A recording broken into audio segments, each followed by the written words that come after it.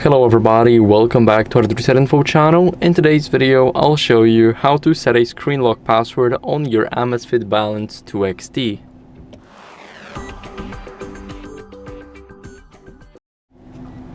So first, what you guys want to do is go over to the settings. So open up the settings app. It's right in the middle. Now go over here and then from settings go to preferences. Preferences are right here, and in those preferences what you guys want to find is, let me show you, off wrist lock. Now this is what we're interested in. Here we want to enable it and enter the new passcode. So make sure to enter the passcode. That is not easy to guess. I enter 123456, so it's a very easy password to guess. Do not use the same password. Now, as you guys can see here, you can disable it, and of course you need a password that you created for it.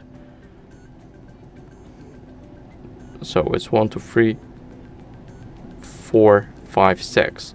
Now it's disabled, and now you won't have to enter the password. But this is how you guys can set it up. Whenever the watch is on your wrist, then you can enable it, and then you won't need to enter the password.